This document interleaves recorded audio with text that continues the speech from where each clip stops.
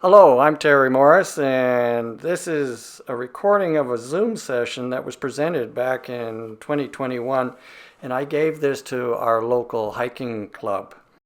So I haven't been back to the trail since that time, but if you research it, such as you can see in some of the slides that we're providing, and having talked with other people, there have been improvements in the infrastructure found on the trail since the time I was there.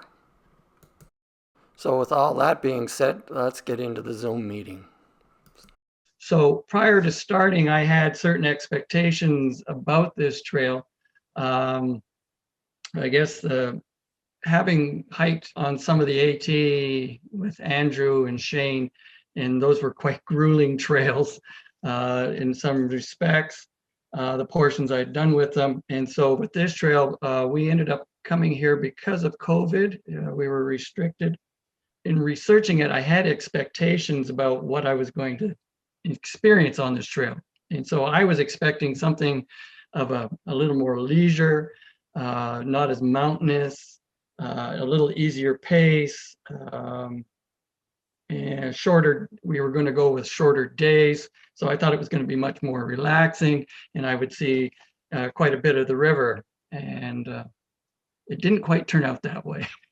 So to give you some history on it, it's an internationally known multi-day single track hiking trail that it links the Appalachian trails, and it goes from Mount Carlton to the Bay of Chaleur. So it finishes in Bathurst, and it highlights the natural history that they have for this river basin.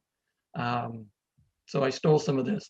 It is a new trail. It's about 3 years old in terms of it when it was done. But it's a very old trail because it's what the Mi'kmaq used for thousands of years as a trading route. And there is an official site, the Nepisguit Mi'kmaq Trail Association. And if you go to that site, it carries a lot of information pertaining to the trail. And you'll see some of this as we see in some slides. One of it is they have an interactive map. It looks like this. It does lack some detail, like the finer details, but you can start pacing things out and finding locations and different things.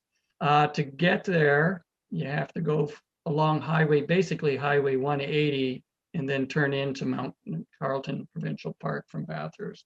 The trail's broken into 20 sections, so if you wanted to do it in day hike sections, it's very acceptable to that. We came across a number of people in the latter day that were doing day sections. The topographical map that is sold through Hike New Brunswick, and it's a 1 to 300 scale. It's developed for both the canoeist and the hikers. The river has been known for its canoeing for a good number of years. Talking to a friend, he says, "Oh yeah, I've canoed that river. It's got some good white water for it and that." And so that's the back side of it, as you can see. So there's the bottom ones, but you can make out Bathurst. And then they've got some of the highlights of different areas, some of the falls and different things that they've got listed. But there's a lot of detail posted into this. And based on that, I ended up gaining some expectations. They were showing what they label as falls, lots of falls, falls, falls. I think I was going to see all these wonderful waterfalls. All they are, I call rapids. So there was numerous rapids. So the trail. This photo is Mount Carlton, and this is basically the upper, well, I call the upper section. And for some, that's where the kilometer marking 150 is located. And kilometer marking 0 is to back in Bathurst, but it starts up in Mount Carlton area. So there are mountains, but we didn't really kind of go over those. So the Mi'kmaq Trail offers quite scenic, diverse trails for enjoyment of its natural beauty. So we got the Appalachian Mountains, and those are in the upper end, and you've got the mighty Nepisguit River. It begins in the pristine lakes at the base of Mount Carlton. The trail largely follows the Nepisguit River on its journey to the Bathurst. And I thought we were going to be pretty well along the river the whole way. Not quite. So here's another scene as we're along the river, and you can just make the trail. Can you see the trail through along the river? For those that have been in the woods, you can probably just kind of make it out. So its length, 150 kilometers, single track hiking trail from Daly Point Nature Reserve in Bathurst. Never did see that place, but anyways, to Mount Carlton. The hiking direction. So you can hike in either directions, and the most popular opinion seems to go from Mount Carlton. So you're going from the highest elevation going down. So the expectation, sure, it should be nice and easy because you're going downhill. And they say, so there's plenty of parking in Mount Carlton. Just the park should be open for you so you can park your car. They do close the provincial parks down. And it can be used all seasons. If you wanted to snowshoe, ski, you could do sections of the trail with that. But so we did from Mount Carlton and going south, get the downhill slope into our advantage. Here's a nice view. I like this one. So in view of the trail, it can be broken into two regions based on the terrain and the infrastructures I've mentioned. So the upper section, Bathurst Lake, which is 150 to the Heath Steel Bridge, is 75 kilometers, and it contains a high number of moderate to hard trails, difficulty ratings, with few to no infrastructures. Talking with Jason the year that we hiked, they had put in 9 bridge crossings this past year. So it was quite an accomplishment. So the lower section, Steelhurst, Heath Steel Bridge to Bathurst is moderate to easy trails with lots of infrastructure, and that's where the TPs, the campgrounds start to develop, and we'll see pictures of these. Some sections of road trails are on roads. There's about 10 kilometers, and it's of old road beds. And I'm trying to think, this is up in the Mount Carlton area. So it was an old logging road, this section right here. We chose not to hike the last 10 because it was mostly road walk. We're going for trail. And when I'm talking road walk, we're talking probably residential down towards Bathurst. Wouldn't have been this type of road. And it was quite interesting. At one section, there is a section of roadway, and it's a runway for airplanes. We were quite surprised coming through the woods, and there's no mention of it. I haven't come across on a map, and I've even looked on Google Earth to try and figure out where this runway is. But we were hiking, and I don't think we were energetic enough to go up to the runway to kind of like look where the actual section of it. But there is a runway warning sign on one part of the trail, kind of like, oh, expect a plane to land here. Here's another river scene, and so the upper end of the river is very placid. We were late in the season, so the water's quite low, and you could wade across the river. So for anybody, some of the campsites that were kind of people talked about were on the other side of the river, because the access points, if you're doing day hikes, the access points might be on the other side of the river. So you'd have to cross over to get onto the trail. So you'd have to plan it that way. But we stayed all the time on the one side. Going downstream. So registration, they request that all hikers are required, well, they make it that they're required to register. That way they can keep track of who's out there and should somebody run into problems, because it is a very remote area. And we'll get into the costs later on here. So here are all the access points, and you can see there's a variety of distances between them, and they're alphabetical A to U, and they've all got their own little names.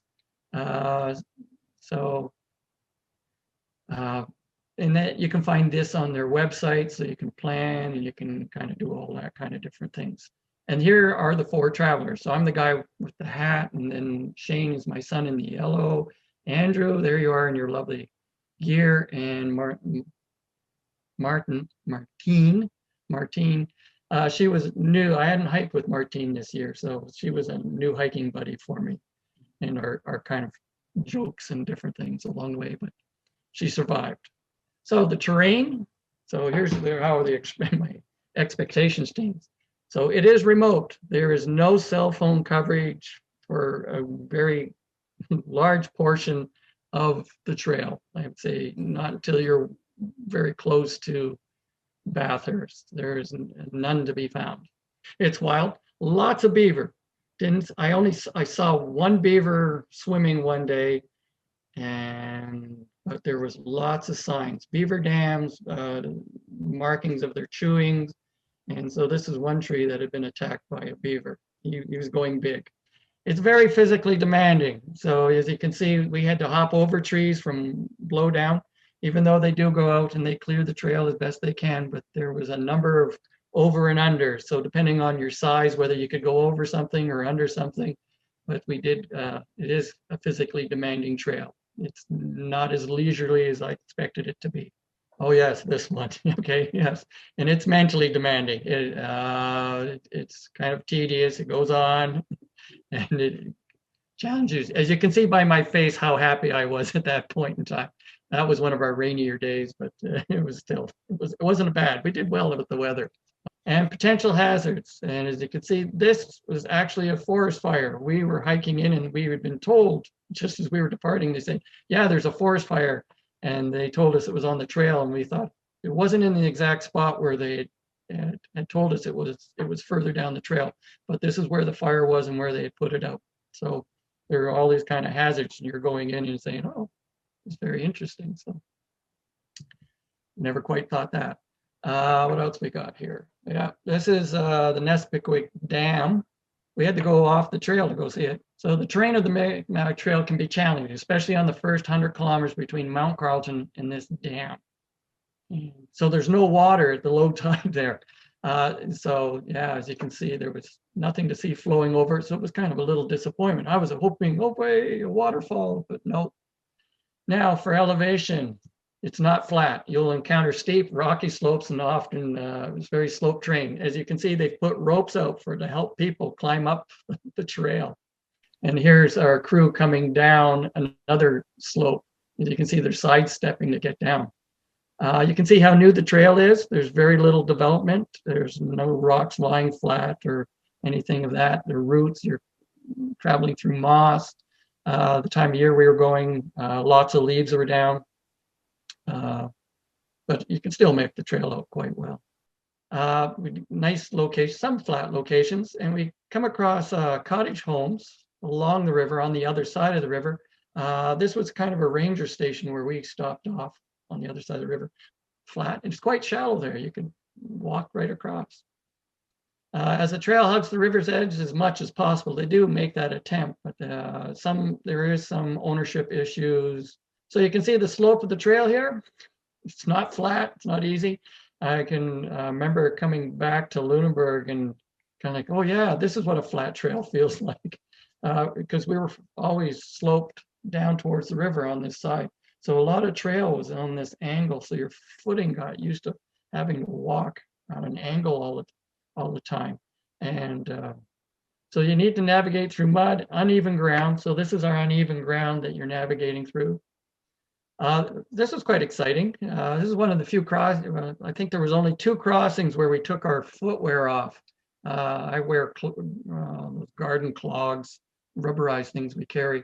But this is a beaver dam, and this is where the trail travels right across this beaver dam. And so we're stepping, there was enough water in the beaver dam that it was flowing over the beaver dam. And might be Andrew hiding in the background coming across. I don't know if this is Shane's picture or could be mine.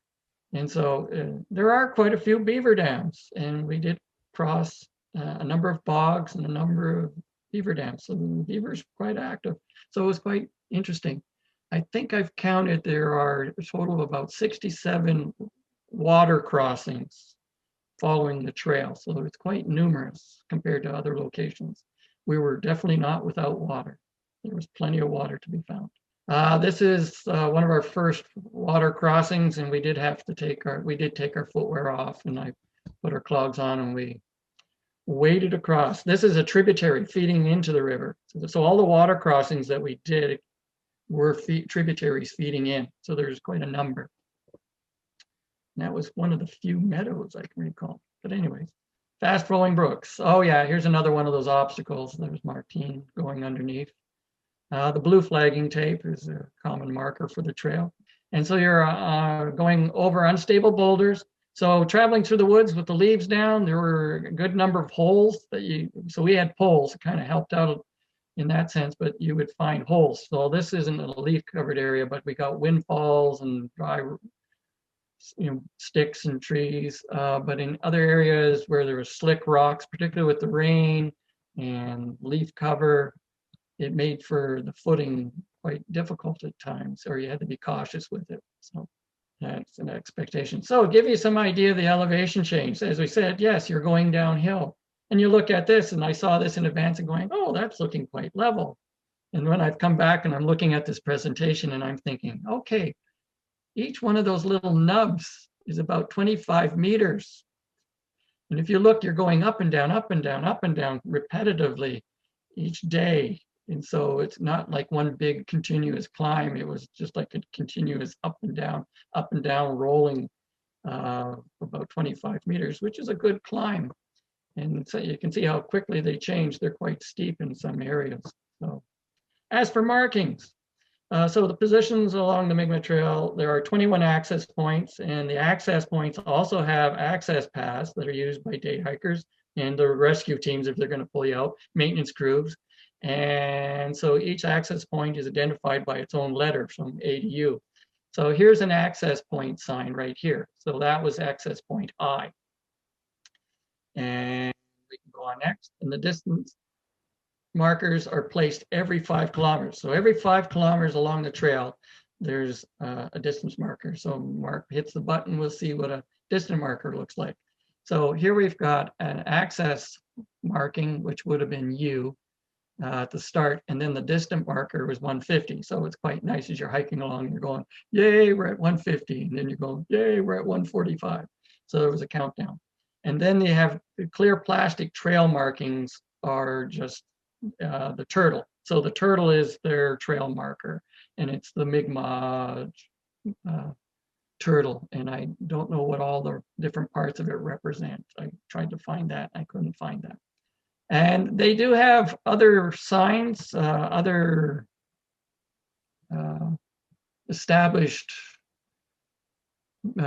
things that are put up at different locations. So this is at the very start of the trail of Mount Carlton. And so you've got a map of the full trail, and it's got all the different information and bits that are put on that. So we've got new signs, and so you can see what it looks like on the trail. And so the clear acrylic backgrounds are reserved for the Mi'kmaq Trail only, because there are other trails that are connected to that. So you can see that, and you can see that there's we were at 130 kilometers.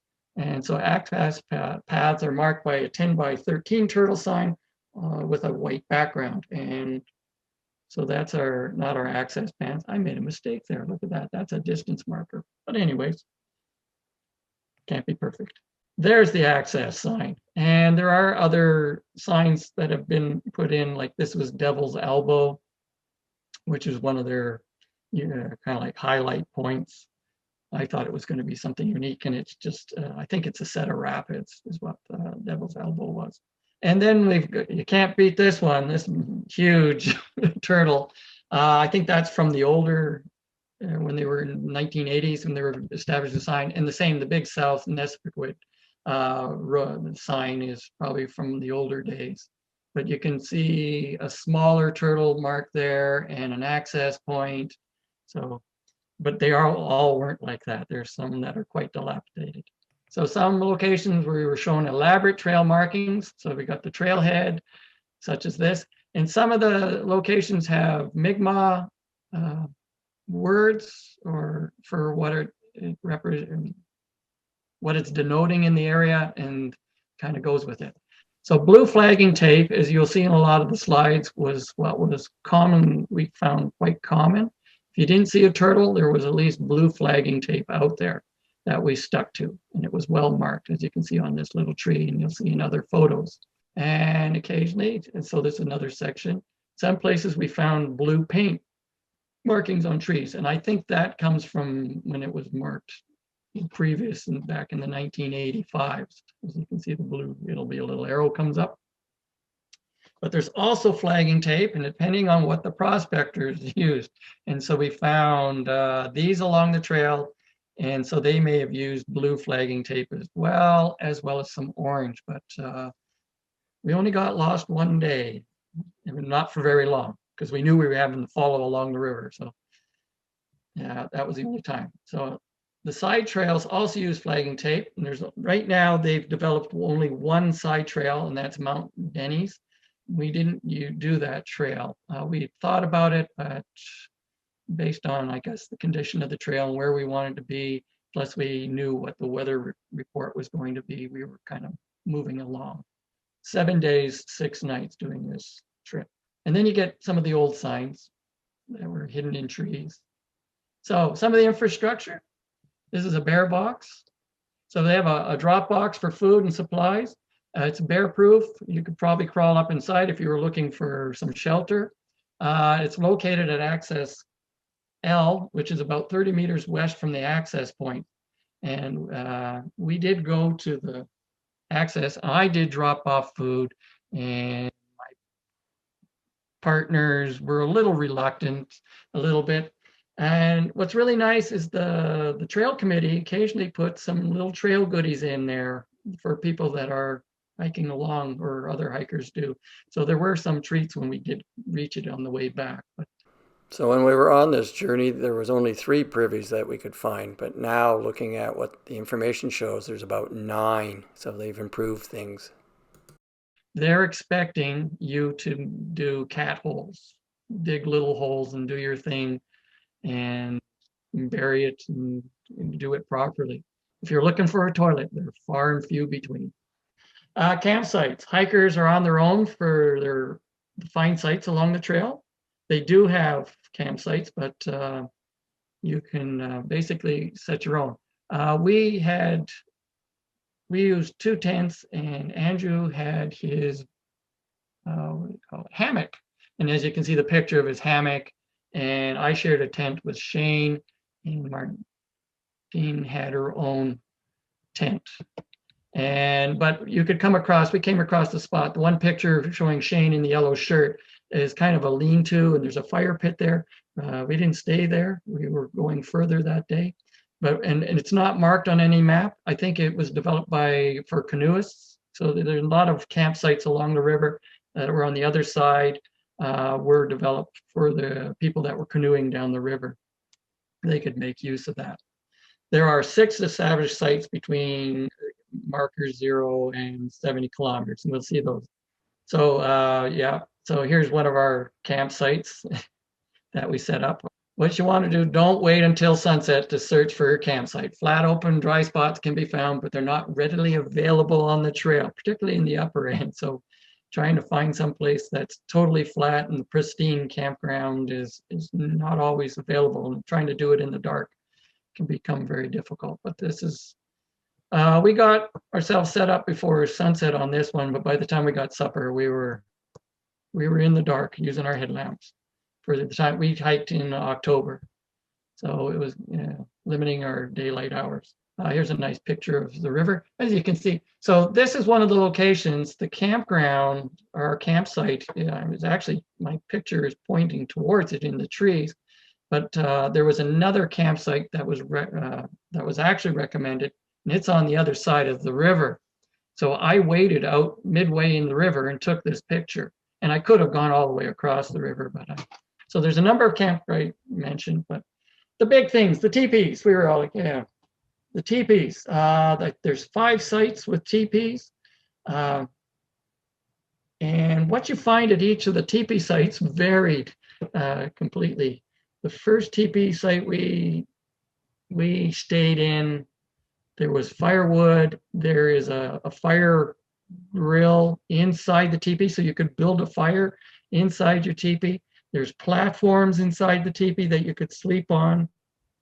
That was the first one we stayed in. And then the next teepee we came on, it had the platform, but no firewood, and the grill was there. And so there was some variance. We were able to shelter against some bad weather one night in a teepee, so it was very nice, and it's quite unique. And we'll talk about the fees later.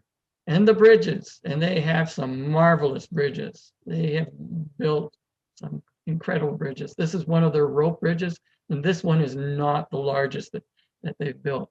They've got one, I think it's about 100 to 200 feet or meters. No, I don't think, maybe close to 200 meters long.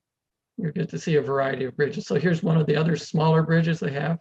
All these prior to this would have been water crossings. Now you can walk across these swinging bridges. They're great. This one's just an old bridge, the South Nepisguit River. And this old rickety old bridge. ATV or snowmobilers would make use of this bridge, but there's a gate on it, so they can't access it at this point. So we could cross that type of bridge. That was about, and this one you had to go up a set of stairs to get to. So it's quite high up above. And here's what it looks like looking across that bridge. And so that's what they're quite heavy ropes. And you can see how new they are, the wood that they put into them, still being quite fresh. And then you got some old rickety ones. That was from that Happy area. There are a number of bridges that are built like that. Here's another bridge. You can see the length of it. There is one look off on the trail, and this was at that look off. And it's high above some cliffs. It's a narrows that occurs in the area. And there's, yeah, I see the sign about you can fall off. And the privy is about 200 meters down the trail going north towards Mount Carlton from the look off, should you be wanting to find it if anybody ever goes. So you can see some of the vistas that we could get from the elevations as you're hiking along. So we weren't always down along by the river, but at times we were up quite high. And there are cabins. And I'll have to thank Andrew for this. He'd been to Mount Carlton and he'd hiked in the area and he knew about these cabins. And if you make it to Mount Carlton, go to the old logging cabins at the very end of the lake system where the trail begins. They're from the 1800s. They've been refurbished. So this was us starting out. Porcupine, and that's when we finished. We came back and spent time in Mount Carlton at Porcupine. That's where we started, and that's where we kind of finished our trip into this area. So the hiking season, as with the rest of the Maritimes, the fall is the greatest, and we chose to go in the fall so we could take in the leaf foliage, and it was spectacular. We hit it just right. The leaves turned, and it was spectacular for us. So there's advantages to hiking in the fall. Yeah. There's fewer bugs, you got the color of the trees, it's cooler temperatures, and the water levels are lower for crossing the brook. And I counted about 46 to 50 crossings. Disadvantages, you get the colder temperatures, and there's another one, shorter daylight hours. We were getting up about 9 o'clock in the morning, and we would finish probably about, maybe thinking about 5 or 6, but we did have some warmer temperatures. I have to say this was one of the warmer hikes that I was on with my hiking buddies, but it wasn't the warmest, but it was much warmer. Drinking water, there's plenty. They recommend that you do filter or use tablets. I did sometimes, but I end up drinking without. And I put this slide in because you can see how clear the water is. If you're used to hiking or being in Keji, where we've got all the colored water, the water is so clear you can see right down to the bottom. You could see 10 feet down in the water with no trouble. There are sections of about 4 or 5 where you would be without access to water, but definitely we weren't without. We didn't have to carry 4 liters like I've done on the Appalachian Trail in a day, but here we can find water on a regular basis. It is a remote trail. The trail crosses several roads, but there's no towns, no vitalization point whatsoever the entire length. Mount Carlton, there are no services. The nearest town is 30 kilometers away, so you must arrive with all your essentials. Cell phone coverage for most of the trail is not available. I carried a Garmin InReach with me for the first time. To complete the trail, 150 kilometers, hiking times can vary between 6 at 25 kilometers per day to 12 kilometers per day, depending on the weather, trail conditions, and one's ability. And so we did it in 7 days, 6 nights. We averaged about 3 kilometers an hour. So costs, to go into the provincial park, you have to pay a fee to get into the provincial park. And at present, there's a $15 fee to hike the Mi'kmaq Trail. And they have you do that as a donation through their trail site. Reservations. Now, they have a reservation system for all their campsites and the teepees. So, and that you need to go through. And if you're camping at Mount Carlton, you definitely need to have a reservation ahead of time. And so there's fees. To get into the park, and park your vehicle. And there's a feed camp at the park. And then there's a feed hike on the trail. If you reserve a teepee, it's $65. But if you're hiking the trail and you come to a teepee and there's nobody in it, you go in and you use the teepee, they request that you make a donation at the end of the hike. And so that's what we did. So this is getting towards the lower end of the trail. Anyways, Mark, so the users of the trail, we didn't see anybody for 5 days. So we've got multi-day users. That's who we were, but we are day users. Quite a few fishermen. As you can see, I've pointed out 2 people that were fly fishing, and this was on our day 5. I think it was day 5 that we finally came. They were the first guys that we saw. Canoeists, we didn't see any canoeists during that time, or anybody paddling. Trail runners, on the last day, we did come across some trail runners. This is Papineau Falls. So this is like on day 5, we arrive at Papineau Falls, and there's 30 people. It's kind of like, boom, all these people. They were doing some ritual. So it's a Mi'kmaq ritual that was taking place.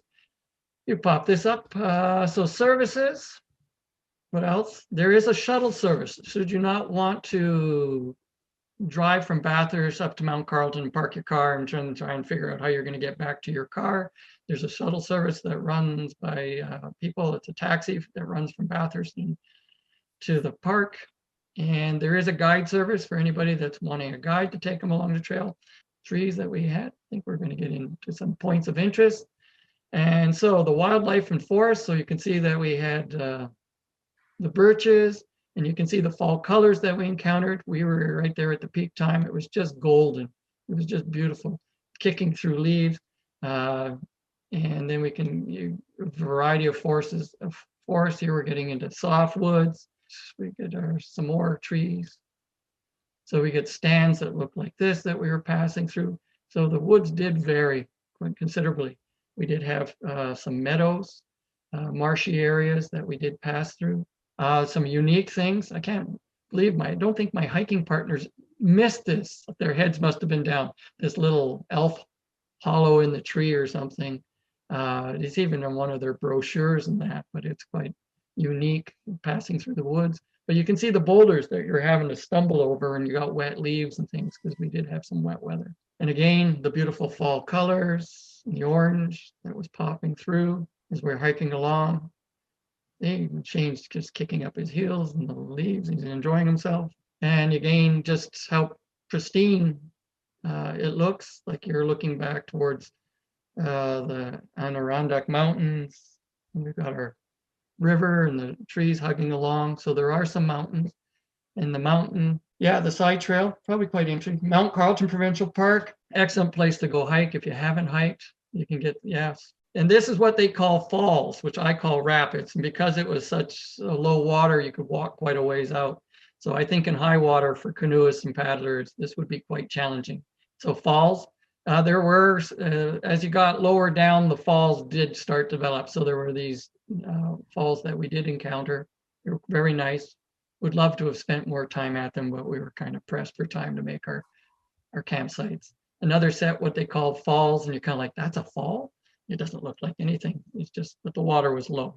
And again, another area of rocks. It must be one of my photos. It's blurry. Again, you can see where the high water mark is and low water on that. So different seasons and that. I figure you probably at that time of year, you probably could hike the whole distance on the river. Again, more of the rapids. This is again up at Papineau Falls. This is at the top of the falls. And this is looking over the falls, standing on the edge. It's probably about a 20 or 30 foot drop down. So you can see, so Shane's standing on the one rock, and we got Andrew and Martinique. I took a picture of Shane upwards. We scrambled around the rocks a little bit. So there are some man-made things that you do see along the trail. So this is probably a hunting blind. So you just hit your button there, Mark. So there are man-made things. This one I found quite strange. This is a fishing weir that is stretched all the way across the lower end of the river. And I think they're catching everything and anything that flows downstream. And this is on the reserve. But anyways, that's there. There's a railway bridge that you don't have to cross it on the trail. We took a side trip and walked out so we could look up river on this railway bridge as we're approaching Bathurst towards the last day of our hike. And this is the Narrows, and it's quite spectacular. I really enjoyed it. The campground is actually at the top of the cliff. My shadow, if you went up kind of diagonal from my shadow, you'd have to go up the hill to get to the cliff. And there was a teepee up there. We stayed in that teepee that night. So there's cliffs. So that's looking back down from the look off. So you can see the lovely orange colors that we had. So the river, these are some pictures of the river that we had at different times. This kind of a boggy section but we were hiking along. We weren't in the bog, but the bog was over. This must have been close to one of our campsites because there's the dishes being done. Probably some bird. I can't remember what it was, but we always got a picture of it. Again, we had this slide previously with the nice orange trees, and this one's another nice one. I'm not claiming this one's not mine. Yes. This is getting close to Papineau's. Yep, it was early morning. These are the good weather days. That is the end of my slideshow.